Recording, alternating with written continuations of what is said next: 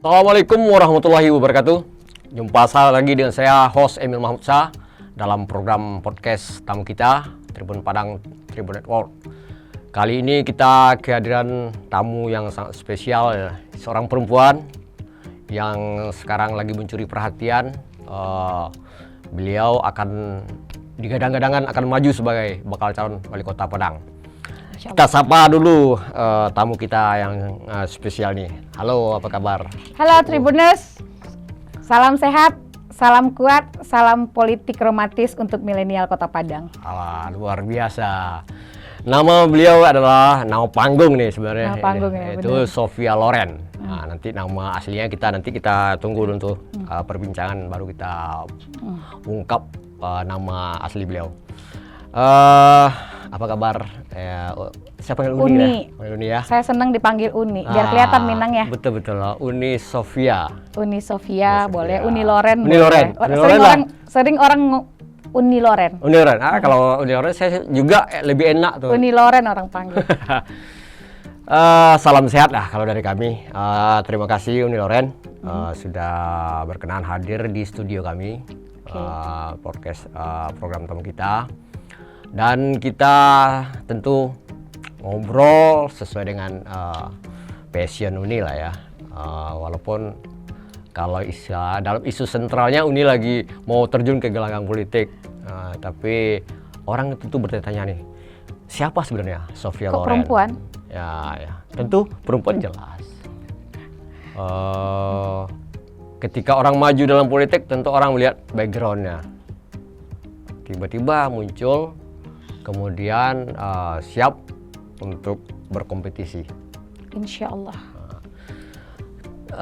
Nama Uni Loren ini tiba-tiba jadi perbincangan dan kalau tidak berlebihan mungkin diperhitungkan nih. Jadi tanggapan Uni bagaimana nih tentang kemunculan Uni di peta politik sebelum pilkada atau pilwaku Padang ini? Oke. Bismillahirrahmanirrahim. Terima kasih buat Tribun udah mengundang saya di podcast luar biasa ini. Tempatnya nyaman dan comfort to be dan orang-orangnya asik dan milenial banget. Dan saya bangga Tribun ada di Padang. Yang saya tahu salah satu media elit di Kota Padang dan dapat dipercaya. Terima kasih. Oke, pendapat saya nggak nyangka dan tidak juga bermaksud untuk cek ombak orang bilang. Saya itu off-roader, anak off-road orang bilang. Off-road ya. No road no problem dan nggak ada gigi mundur, tetap maju. Tidak ada gigi atrek ya. Nggak ada gigi trek itu nggak ada, maju. Iya. Artinya memang sudah bertekad dan tidak ada kata surut ya untuk berkompetisi maju ke gelanggang politik. Tidak. Setelah banyak sholat, tahajud, duha, itu 2 bulan lebih mengalami keguncangan karena jujur dulu politik bagi saya serem ya. Apalagi mungkin bukan buat saya aja, buat milenial juga ya. Pasti mindsetnya agak sedikit jelek. Tetapi saya pengen di sini setelah saya masuk politik, saya pengen buktiin politik itu romantis kok. Itu yang nggak tahan ya, yang romantis ini. Jadi habis pertanyaan saya dia kalau romantis. Jadi, baik, ini kalau dalam kalkulasi atau hitung-hitungan politik ini tentu ada ini ya, prediksi kemudian peluang kemungkinan yang bahkan bisa saja ini kan merebut kursi kekuasaan. Jadi ini terkait dengan pengaruh. Ngomong-ngomong, Uni ini sebenarnya backgroundnya orang partai politik atau pengusaha nih? Saya pengusaha, juga aktivis lebih tepatnya. Aktivis ya? Aktivis, pengusaha, dan orang sebagai trainer di belakang partai. Iya. Ya saya tadi juga Tribuners hampir bukan lupa ya, mungkin belum membongkar aja ya riwayat tentang Uni Loren. Beliau ini juga pebisnis sebenarnya. Yeah. Beberapa usaha, kemudian juga menyangkut ekspor impor. Dan itu sebenarnya yang jadi tanda tanya besar oleh Tribuners di luar itu. Ibu Sophia Loren ini tiba-tiba muncul, ini baliho udah banyak kan. Ini pasti Masya Allah, alhamdulillah. ini beliau sudah siap tempur nih, on fire. Kalau di bidang bisnis, ini sebenarnya bergerak di bidang apa nih? Saya ada di 3 bidang. Ada di industri hospitality service, akomodasi di bawah naungan Loren Group. Kami ada itu kan ada PT Loren Group. Itu di Loren Group itu ada beberapa bisnis, yaitu seperti hospitality service, ada akomodasi, ada penginapan, hotel, villa, sama hostel. Dan sekarang insya Allah sudah merambah ke dunia manajemen, franchise, hotel budget, dan insya Allah kami akan launching untuk aplikasi dan satu-satunya di Indonesia insya Allah, yang mana aplikasi tersebut spesial untuk budget hotel. Jadi target market saya di Loren Room itu hotel-hotel budget yang non syariah sebelumnya kita syariahkan. Lalu yang kedua hotel-hotel yang udah bangkrut. Oh, gitu. Kalau target orang kan biasanya yang udah kaya. Betul. Atau yang banyak hotel bagus-bagus. Nah, ini bagaimana memaksimalkan potensi akomodasi hotel tersebut biar bergening lagi. Di situ target pasar kami, dan alhamdulillahirrahmanirrahim sudah ada di Jogja, Medan, Batam, Padang, Bukit Tinggi. Kalau di ini kan strategi agak beda ya. Tadi hotel-hotel yang sudah branding, kemudian ini hotel-hotel yang mohon maaf dalam tanda petik yang hampir bangkrut. Hampir bangkrut. Ya kita mungkin tidak etis juga mungkin sebut ya mungkin ya. Ya tidak etis, tetapi lebih tepatnya tidak manajemennya tidak termanajemen dengan baik gitu. Ya memang tidak etis juga kalau dibilang hampir, tetapi memang kalau secara strategi no problem kalimat itu disebutkan, karena memang untuk mendekatkan bahwasanya kita lebih di sini bisnis Loren ini kemanfaatannya gitu. Sebanyak apa dia bermanfaat untuk orang banyak, dan saya yakin di sini kami siap untuk membantu dunia akomodasi, perhotelan budget dan non budget, namun tetap terbuka peluang untuk mau yang bikin homestay, bikin hotel yang baru, atau rumah mereka jadikan homestay atau hotel-hotel baru.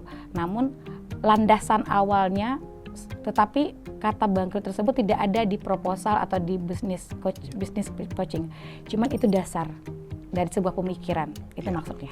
Ini pemikiran yang sangat perbedaannya yang sangat. Ini kan bisnis ini kan yang mengejar perbedaan, diferensiasinya kan harus itu ya. Harus ada. Ada perbedaan, tidak sama ya ini ya. Ya. Dan itu sudah Uni lakukan. Ya. Silakan diminum dulu nih.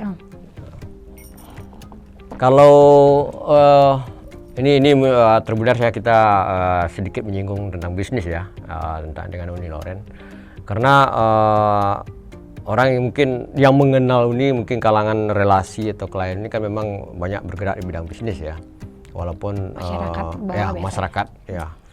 Kemudian yang menarik bagi kami tadi, mungkin khusus saya ya, mungkin yang juga bagi saya baru juga nih strategi franchise, tapi membina unit usaha yang sebenarnya butuh binaan, ya. Itu lebih tepatnya, butuh binaan yang ditumbuhkan lagi. Betul. Dan termanajemen dengan baik. Betul.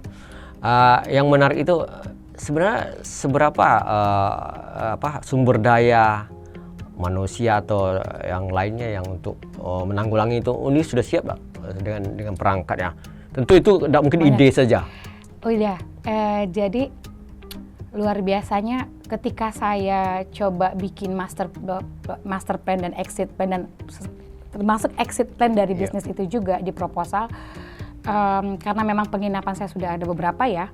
Jadi waktu itu saya coba bikin sampel bisnis plan-nya, dan dengan modal yang saya rasa itu modalnya sangat luar biasa dengan aplikasi, dan sekarang kami udah launching software juga, software sendiri. Masya Allah banget ya, bisa dipakai PMS oleh hotel-hotel dan owner-owner hotel. Dan saya itu mendapatkan investasi itu dari luar negeri sama dari Jakarta. Yeah. Nah, dari Jakarta tersebut ketika beliau mau, mereka itu namanya expert Jakarta ya.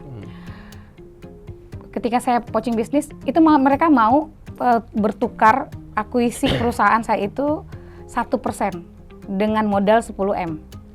Jadi 1% dari 10M untuk harga aplikasi dan software yang begitu mahal. Masya Allah, saya anak kampuang ya, orang kampuang, perempuan pauh, dihargain 1% bisa dengan modal yang gede banget, karena ide bisnis ini itu luar biasa. Lalu karena saya punya banyak relasi di luar negeri, saya diinvest juga, dibeli saham saya juga oleh satu perusahaan di Dubai, dan mereka mau pendanaan untuk aplikasi ini. Dan sekarang kami lagi progres, mungkin butuh waktu ya, karena mungkin seperti bendera booking engine yang lain, ada yang warna merah, ada yang warna biru, dan ini karya putri Minangkabau, orang Pauh gitu. Alhamdulillah ya. Nah, insya Allah, alhamdulillah. Jadi ini menarik nih, Tribuners, bahwa bisnis ini sebenarnya kan landasannya kepercayaan ya. Branding, trust Ya. Trust. Dan itu tidak mudah. Ujuk-ujuk tidak serta-merta didapat. Tidak. Tentu perjalanan ini menekuni tentu sudah lumayan panjang nih. Memang awalnya memang bergelut di bidangnya sejak kapan? Sejak usia kapan? Saya di dunia pariwisata itu sudah usia dari umur 19 tahun, dari main surfing, habis itu dari jadi guide yang digaji cuma 50.000. Penginapan saya kadang-kadang saya gratisin untuk bule. Yang penting bisa bahasa Inggris. Saya kan cuma tamat SMA. Tapi kalau formal, pendidikan formal. Pendidikan ya, formal, tapi non formalnya banyak banget sampai saya lupa. Betul. Di Australia juga pernah. Non akademisnya saya banyak. Ya kalau bicara bisnis kan tidak jaminannya memang tidak pendidikan, tapi yang penting jam terbangnya yang penting kan. Experience learning. Ya, pengalaman. Baik, ini sudah agak bisnis nih. Kalau bicara nanti satu seri sebenarnya podcastnya, satu seri mestinya. Harus satu seri ya. Jadi karena temanya banyak saya tadi sebenarnya lupa di awal. Memang sengaja bikin penasaran Tribuners. Tadi juga kita kan belum buka nih tema khusus. Ini udah masuk ke tema nih. Ya, tema kita ini sebenarnya sesuai dengan tagline ini, semakin menyala padangku. Ya, semakin menyala padangku untuk pemberdayaan dan pembangunan, benar ya? Iya, benar. Itu kebetulan saya izin pula ngambil tema itu untuk podcast. Boleh. Emang semakin menyala, berarti sudah menyala sebelumnya. Semakin menyala ya. Ya. Dan kita sesuai tema tentu kita fokus lah ke tematis dari podcast kita. Okay. Nah sekarang ke tematis yang agak politik nih. Ini tadi bisnis ya, kita beralih sedikit. Oke. Tiba-tiba Uni beralih, atau bukan beralih, di sisi lain mungkin bisa sejalan lah makanya bisnis dengan politik itu biasa kan. Di luaran juga kayak gitu juga kan.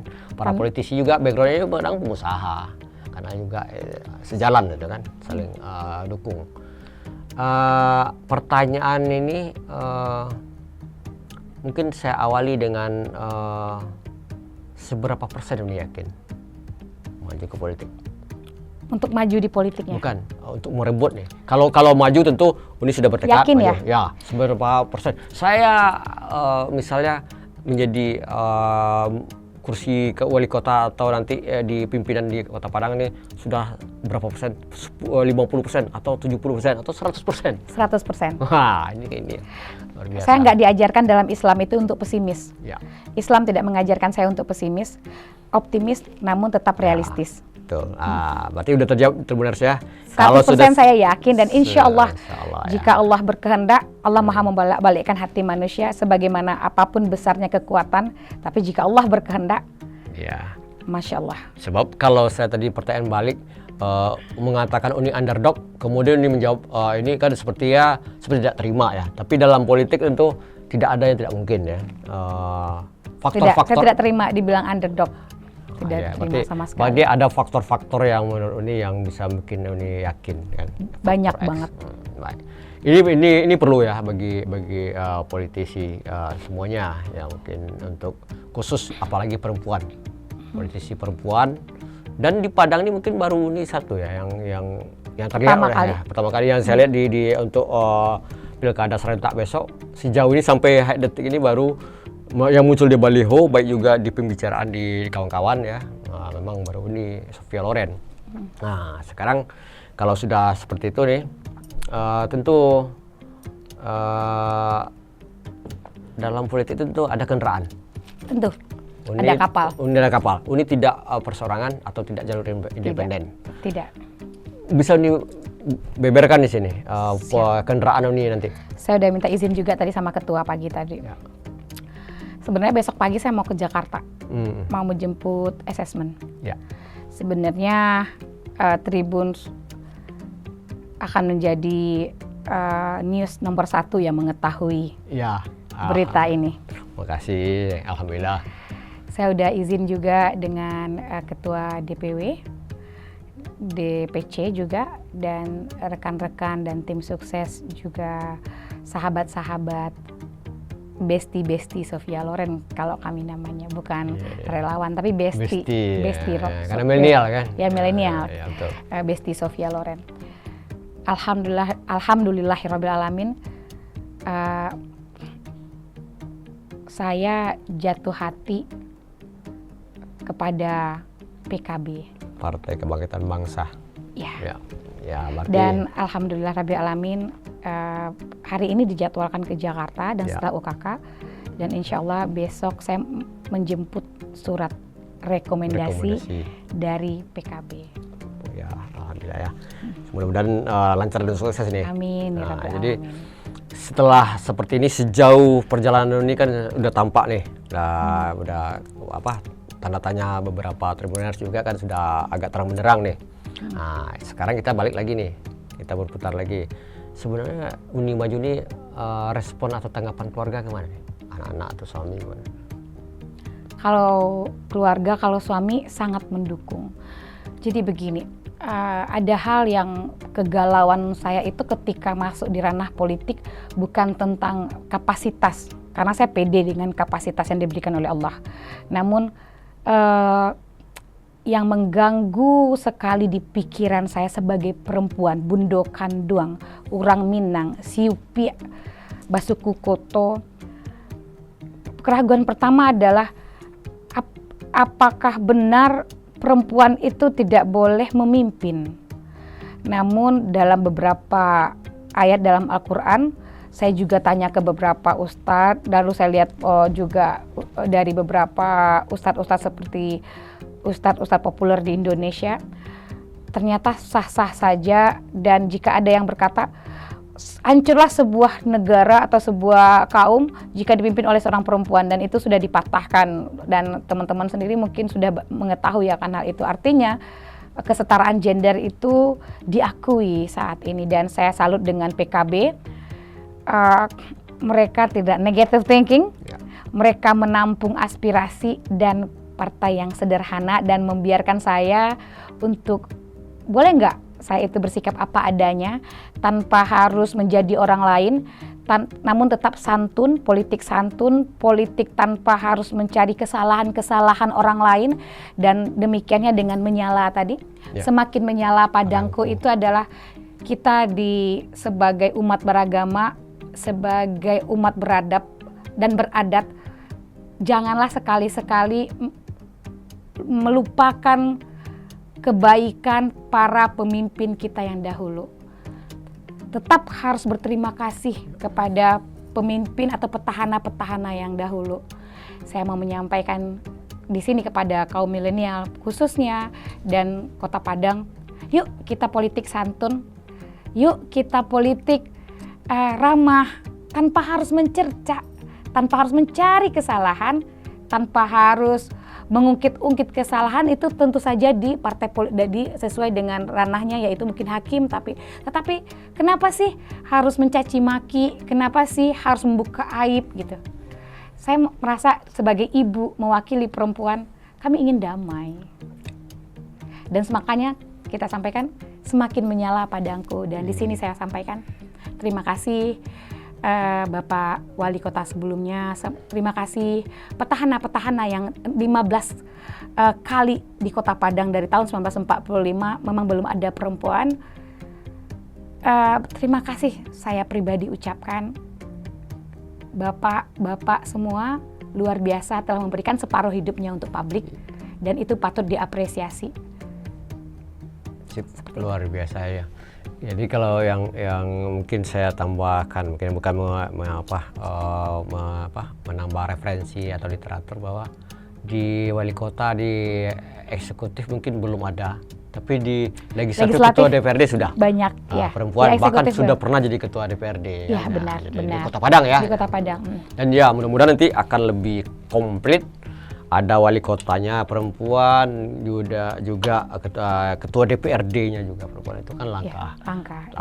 Lebih adem mungkin lebih politik. Iya, adem. Karena sepengetahuan saya dan teman-teman, yang namanya berpasangan itu ini dipasangkan dengan ini. Bukankah berpasangan itu laki-laki dan perempuan? Kalau laki-laki sama laki-laki gimana gitu? Iya. Artinya mereka lebih di sisi ada yang mewakili suara gitu loh. Perempuan bisa mewakili suara perempuan, yang laki-laki bisa lebih lebih ke laki-lakinya gitu.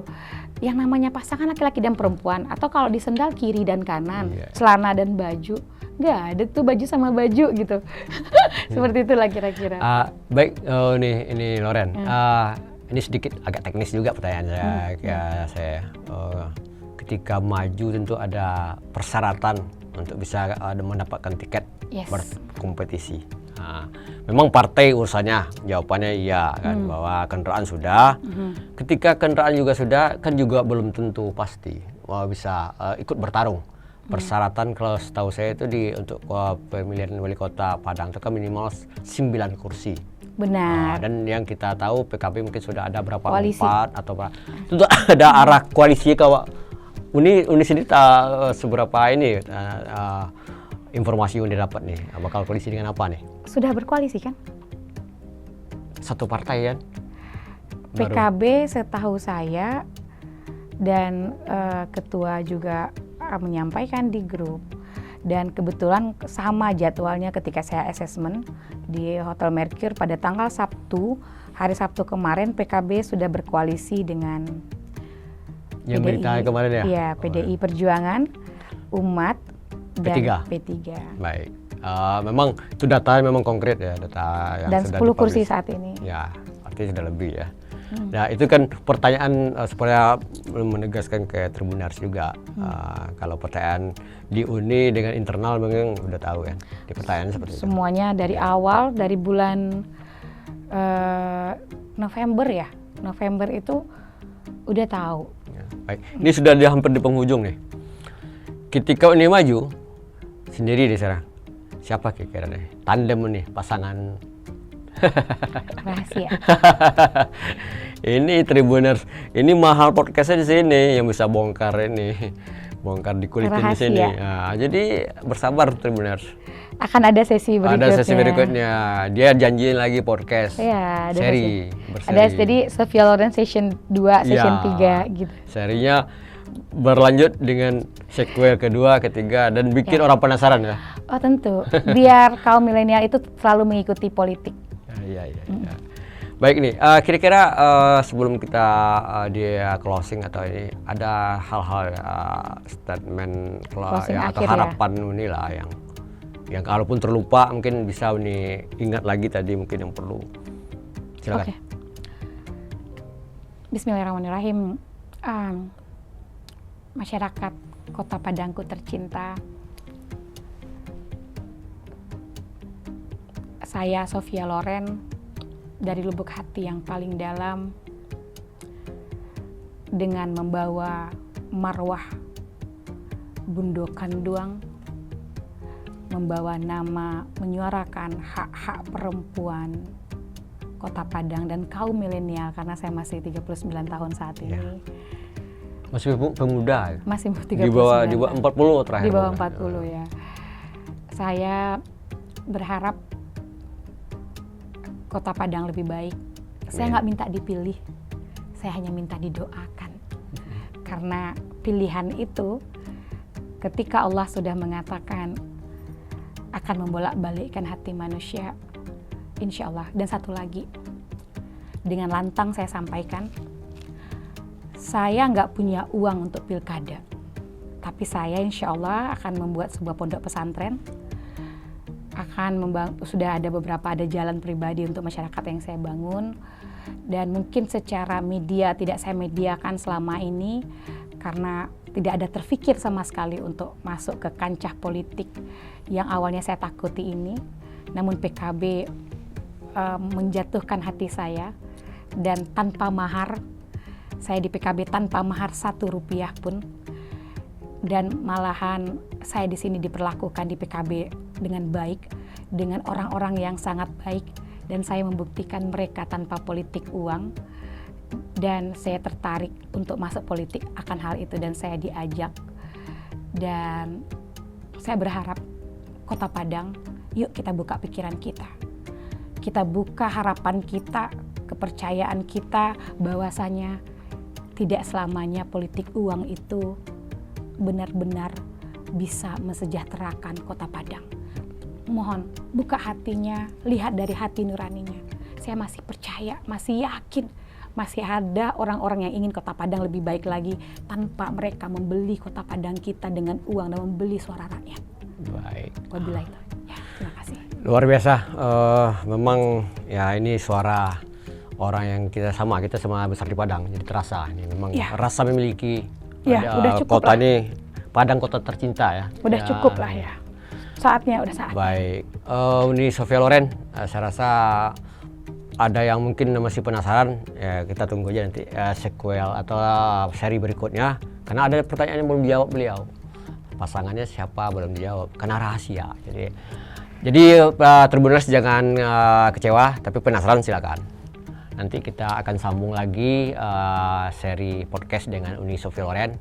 Mudah-mudahan tadi ada yang disampaikan bisa dipetik manfaatnya, dan bisa kita jadikan untuk pelajaran untuk kita bersama. Dan sebelum saya tutup, jangan lupa Tribuners klik media sosial kami, YouTube Tribun Padang Official, Instagram Tribun Padang EO, dan Tribun Padang juga Twitter atau X sekarang namanya, dan juga Facebook. Dan sampai jumpa, saya akhiri. Assalamualaikum warahmatullahi wabarakatuh. Waalaikumsalam.